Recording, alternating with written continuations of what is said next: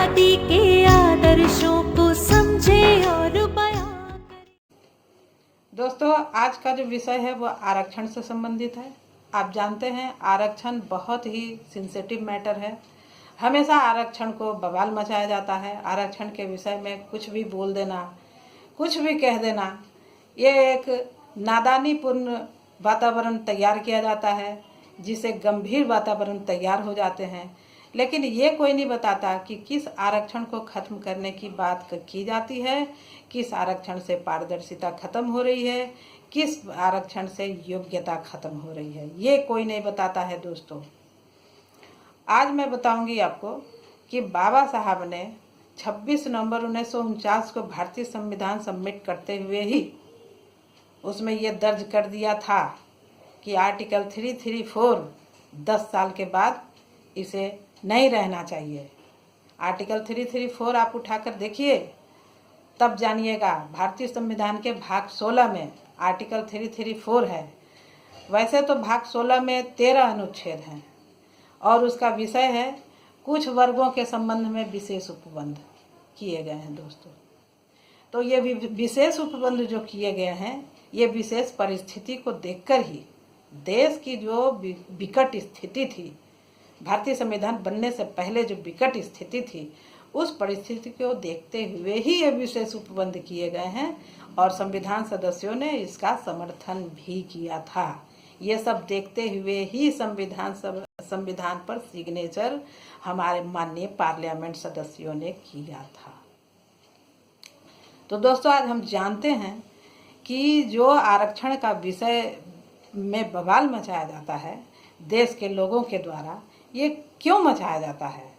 बिना मतलब का मचाया जाता है, बिना मतलब का देश को अस्थिर बनाया जाता है। तो इसको डिस्टर्ब करने के लिए बाबा साहब ने कहा विशेष प्रतिनिधित्व देना चाहिए। किसे? अनुसूचित जाति, अनुसूचित जनजाति और आंग्ल प्रतिनिधि को। जो आंग्ल हमारे भारतीय हैं, उसे विशेष प्रतिनिधित्व देने की मांग बाबा साहब ने आर्टिकल 334 में कर दी है। तो दोस्तों, हम जानते हैं कि लोकसभा और राज्य भर के विधानसभाओं में आर्टिकल 334 से संबंधित आरक्षण और विशेष प्रतिनिधि का सवाल है। दोस्तों, जब बाबा साहब ने 10 साल में ही इसे कहा था कि 10 साल में आप विकास करने के बाद आप इसे खत्म कर दो, आर्टिकल 334 खत्म कर दो, लेकिन ऐसा नहीं हुआ। ये कब कब एक्सटेंशन होता रहा। कभी हम लोग को लोकसभा में आर्टिकल 334 पर कोई चर्चा सुनाई नहीं देता है। इतने पॉलिटिकल पार्टी पहुंचे हैं लोकसभा में, आर्टिकल 334 पर कोई चर्चा नहीं होता है। बिना शोर शराबे के ये 10 साल पर एक्सटेंशन होते चले गए। दोस्तों, 6 बार संशोधन हो चुके हैं। बताती हूँ आपको कब कब संशोधन हुए हैं। पहला जो संशोधन हुआ था वो 8वां संशोधन था। ये आपका संशोधन हुआ है 1960 में। आर्टिकल 334 में यह दर्ज किया गया कि अनुसूचित जाति, अनुसूचित जनजातियों और आंग्ल भारतीयों के लिए आरक्षण की अवधि 10 साल से 20 साल तक एक्सटेंशन कर दी गई है। इसके बाद नहीं रहेगा, ये लाइन भी लिख दी जाती है। फिर संशोधन होता है 23वां संशोधन 1969, मतलब 1969 में 23वां संशोधन फिर से होता है और फिर से एक ही शब्द लिखे जाते हैं कि आर्टिकल 334 में 20 साल से 30 साल बढ़ा दिए जा रहे हैं। SC ST और भारतीयों के लिए, आंग्ल भारतीयों के लिए 10 साल बढ़ाई जाती है प्रतिनिधित्व। फिर संशोधन होता है 45वां संशोधन 1980 में। दोस्तों, फिर वही बात लिखी जाती है कि 30 साल से 40 साल तक एक्सटेंशन किए जाते हैं। फिर चौथा संशोधन होता है 62वां संशोधन के रूप में, चौथी बार 62वां संशोधन के रूप में 1989 में हुआ ये संशोधन। 40 वर्ष से 50 वर्ष कर दिए गए दोस्तों। अब जानते हैं फिर संशोधन होता है, 79वां संशोधन 1999 में। वही एक ही बात दर्ज की गई कि 50 वर्ष से 60 वर्ष कर दी गई है।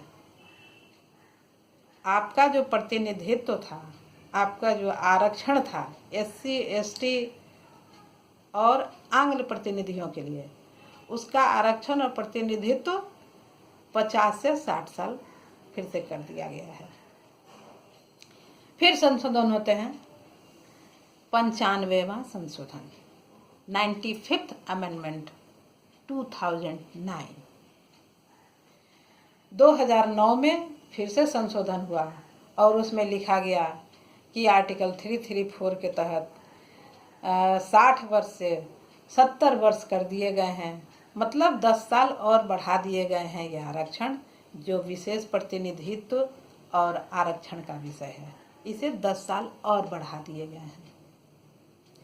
दोस्तों, यही बात मैं कहना चाहती हूँ आपसे कि ये जो आरक्षण था, इसे तो बाबा साहब ने 10 साल में कहा था कि विकास करके इसे खत्म कर देना चाहिए, और इसी को बवाल किया जाता है। इसी आरक्षण को लेकर के जो असामाजिक तत्व लोग पालते हैं और समाज में उसको छोड़ा जाता है, वो हमारे ही भाई बंधु होते हैं, कोई ना कोई। उसे ही आगे करके ये कहा जाता है कि ये आरक्षण को खत्म करना चाहिए। कौन सा आरक्षण? बाबा साहब ने तो कहा ही कि 10 साल में खत्म कर दो विकास करने के बाद। आप तो डायरेक्टिव प्रिंसिपल स्टेट पॉलिसी के तहत विकास करोगे नहीं, जो मूलभूत सुविधाएं हैं वो दोगे नहीं, और कहोगे कि आरक्षण प्रतिनिधित्व का सवाल है। उससे क्या होती है? पारदर्शिता खत्म होती है। उससे क्या होती है? योग्यता खत्म होते हैं।